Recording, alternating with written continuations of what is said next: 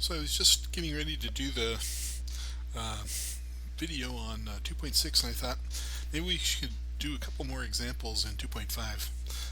So this is a couple more examples in 2.5 on continuity.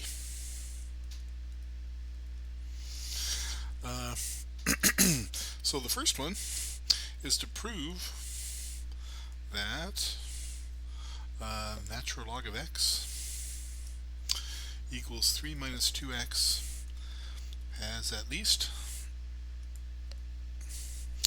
one real solution.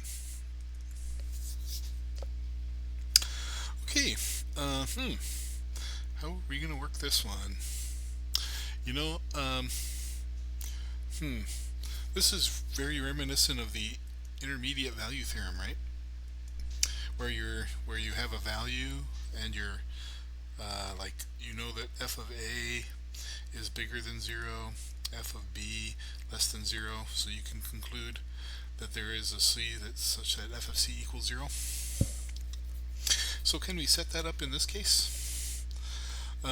It's easier, by the way, to set things equal to 0 rather than to an arbitrary n, although we do have choices.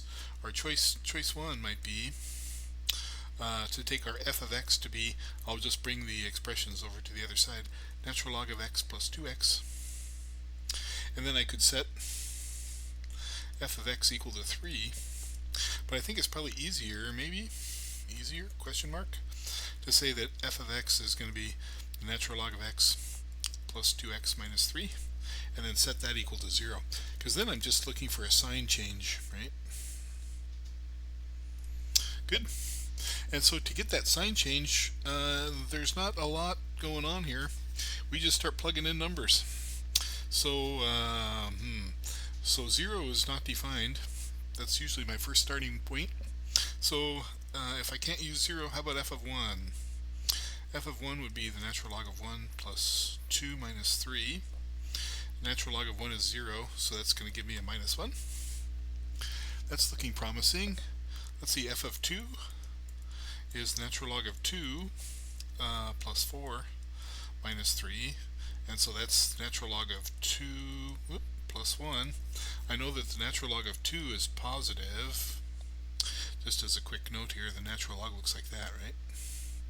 So if you have a number that's less than 1 and greater than 0, right, you're going to get a negative number, but natural log of 2 is going to be positive. Okay, so, oh geez, can't hardly read that. Okay, my fingers aren't working too good today. That's positive, that's negative. Therefore, our conclusion by the IVT, oh, I should say also, before I do that, that the natural log of x plus 2x minus 3 is continuous on the interval from 0 to infinity, right? Oops, because that's where the natural log function is the most restrictive, right? Because this is a polynomial, it's continuous everywhere. Good. Alright, so now I know my function is continuous. I've got points where my function changes sign. Therefore, I can use the IVT. So by the IVT, there is a point in the interval from 1 to 2 such that f of c equals 0, and that solves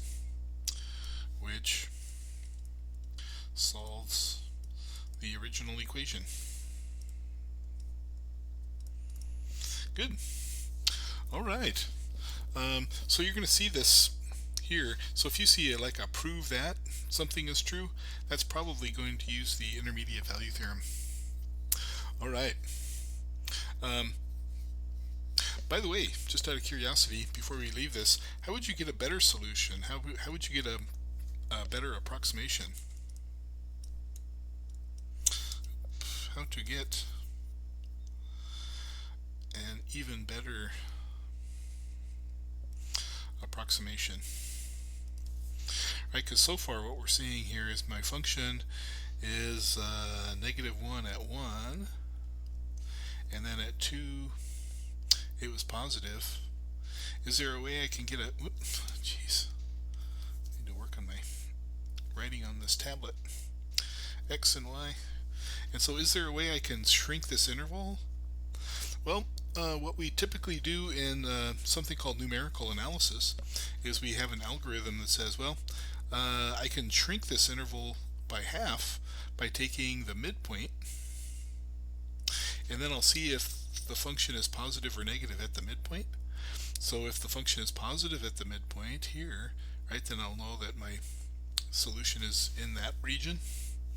And if it was negative there, right, I would know that it was in the other half, right?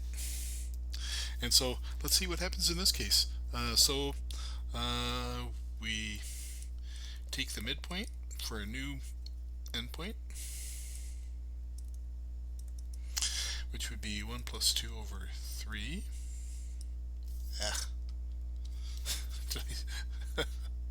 1 plus 2 over 2, I should say, which is 3/2. Okay, and then f of 3/2, if you plug that into your calculator, is approximately 0.4, 0.41. And so that is greater than 0, and so therefore we know now that we have a solution in the interval from 1 to 1.5. And so if we wanted an even better approximation, we could take the midpoint here, which is 1.25, right, and f of 1.25 is approximately minus 0.27, and so therefore I know that the solution is between 1.25 and 1.5. And now what's the next point that you would use? Midpoint between 1/4 and 1/2 would be 1/8, which is 375, so 1.375 is approximately 0.068, and so that means your interval is going to be 1.25 to 1.375. And so see how you're zooming in to the region where your solution is? This is called the bisection method, and I'm just mentioning it. I'm not going to ask you about the bisection method on the exam, but some people like to know how do we solve these equations numerically. And so this is kind of our first numerical method for solve an equation numerically. You know, the intermediate value theorem gives us a starting point, and then this bisection method where we just keep having the interval over and over again and keep applying the intermediate value theorem over and over again gives us a way of zooming in pretty quickly to a pretty good spot, pretty good approximation. Good. And so we could keep going if you wanted to, and to try to get an even better estimate of our solution, but that would take us too far afield.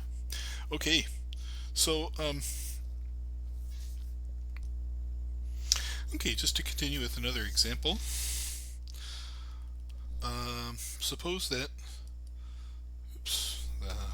I won't use the abbreviation there, I'll just write it out. Suppose f is continuous everywhere for all x, and oops, you know what, I just want to use the interval from 1 to 5, and the only solutions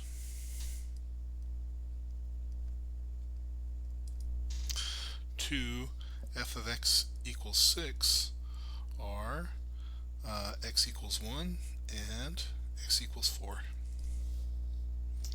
If f of 2 is equal to 8, explain why f of 3 is greater than 6.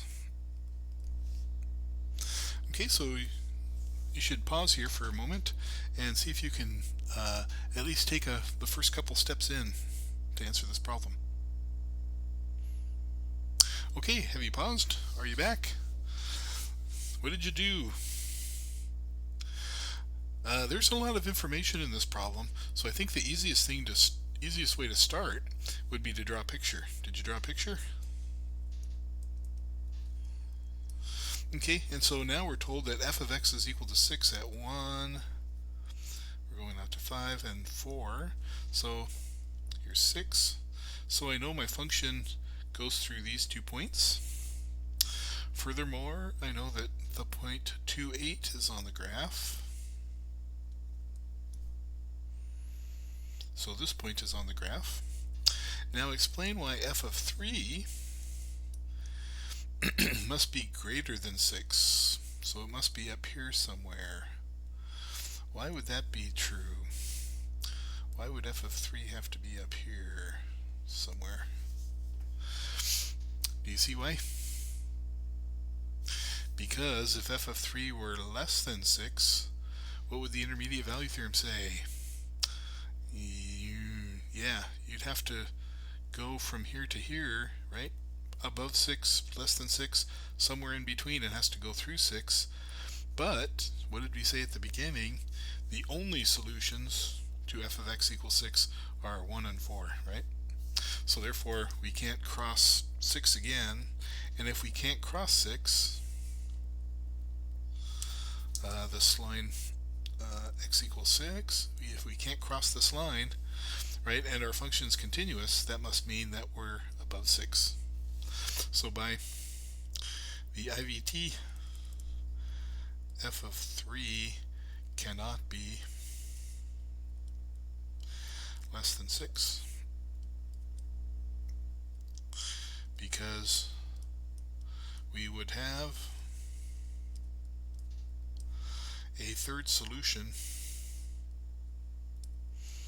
to f of x equals 6. Good. So therefore, you can use 3 dots for your therefore.